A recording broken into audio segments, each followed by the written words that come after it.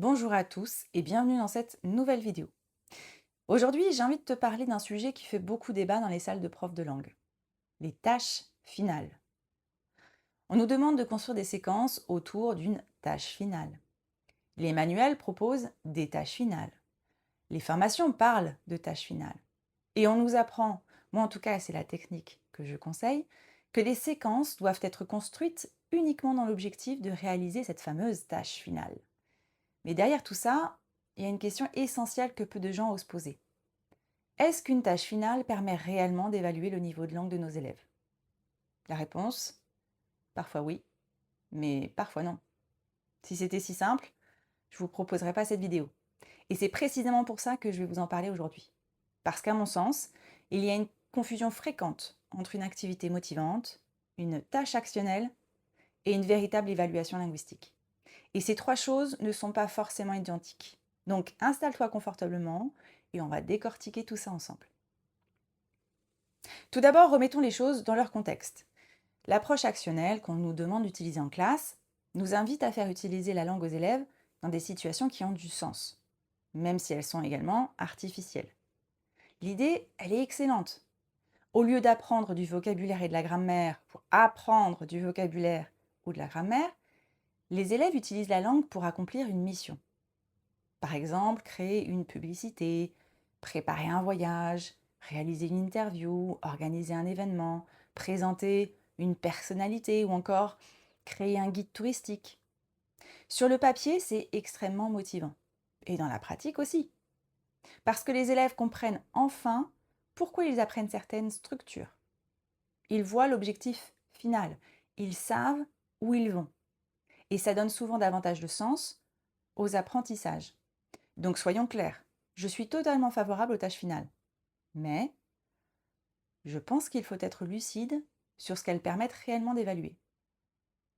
Prenons un exemple très fréquent. Tu travailles sur la publicité et la tâche finale proposée, c'est créer une affiche publicitaire. Les élèves adorent, surtout ceux qui ont une fibre artistique. Ils dessinent, ils découpent, ils utilisent Canva, ils ajoutent des couleurs, des logos, des images, des slogans, et à la fin, tu obtiens des productions magnifiques, parfois même plus belles que celles de certaines agences de communication. Mais pose-toi une question. Combien de langues ont-ils réellement produites? Souvent, c'est très peu. Parfois, tu as seulement un titre, un slogan, quelques mots-clés. Et c'est là que commence le problème.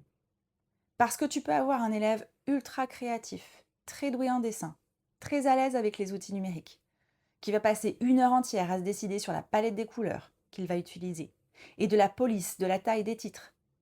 Au final, il produit seulement 3 phrases.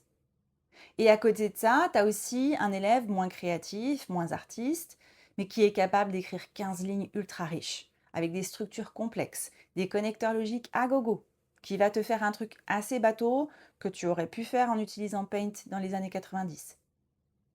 Des deux, qui est le meilleur en langue? La tâche finale, elle permet pas toujours de le savoir. Et est-ce réellement ce qu'on nous demande d'évaluer en tant que prof de langue vivante étrangère? Dans certaines tâches finales, on pense évaluer la langue. Mais en réalité, on évalue la créativité, les compétences artistiques, la maîtrise des outils numériques, l'organisation du groupe ou la capacité à présenter visuellement une idée. Et attention, toutes ces compétences sont intéressantes. Il est super intéressant de les faire travailler aux élèves de façon transversale. Mais elles ne correspondent pas nécessairement aux compétences langagières du CE-CRL. Or, nous sommes professeurs de langue. Notre mission première reste d'évaluer les compétences linguistiques. A l'inverse, tu as certaines tâches finales qui offrent beaucoup plus de matière linguistique. Par exemple, présenter son voyage idéal, raconter une expérience, débattre d'un sujet de société, présenter une ville, décrire une situation, donner son opinion, justifier un choix, réaliser une interview, enregistrer un podcast ou encore créer une chronique radio.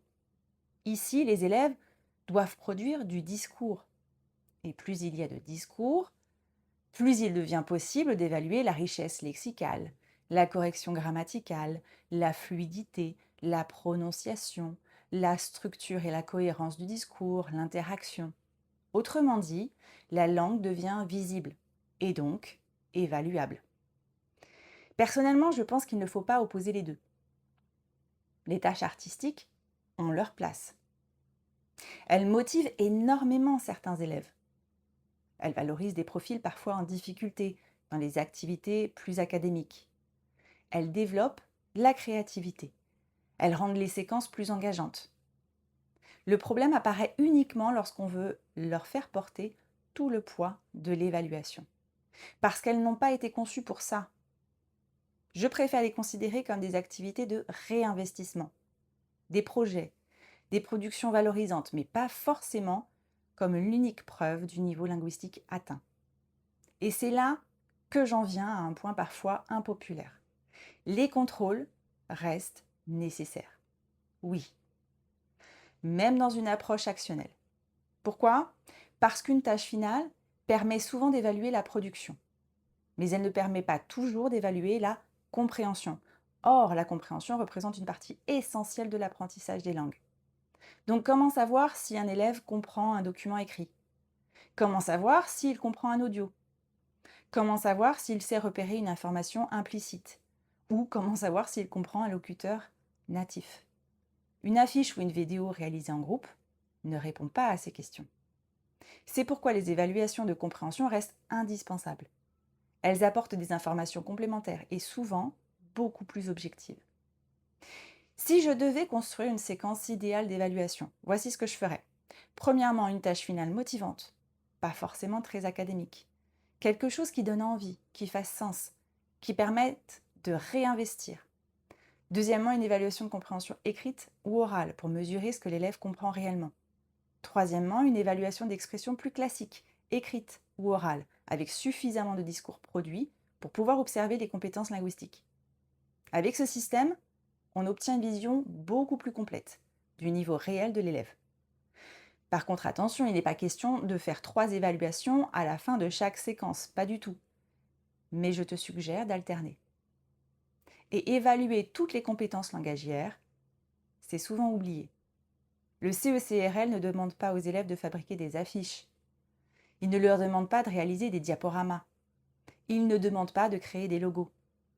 Il décrit des compétences langagières, comprendre, interagir, parler, écrire, médiatiser.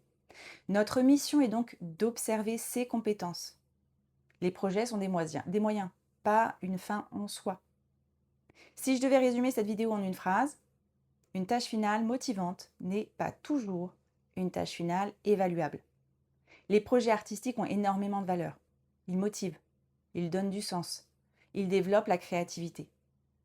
Mais ils ne permettent pas toujours d'observer suffisamment la langue pour évaluer précisément le niveau d'un élève. Ils sont plutôt subjectifs, plus qu'une vraie évaluation d'observable. C'est pourquoi je pense qu'il faut arrêter de chercher la tâche finale parfaite et commencer plutôt à chercher un équilibre. Un équilibre entre la motivation, l'action, la créativité et l'évaluation linguistique. Parce qu'au final, notre objectif n'est pas seulement que les élèves produisent quelque chose de beau. Notre objectif est qu'ils progressent dans leur maîtrise de la langue. Et ça, parfois, seule une véritable situation d'expression ou de compréhension permet de le mesurer. Merci d'avoir regardé cette vidéo. Dis-moi en commentaire, est-ce que tu es plutôt adepte des tâches finales créatives ou des productions plutôt classiques? Et surtout, comment est-ce que tu fais pour évaluer réellement le niveau linguistique de tes élèves? Je serais ravie d'échanger avec toi. À très bientôt pour une prochaine vidéo.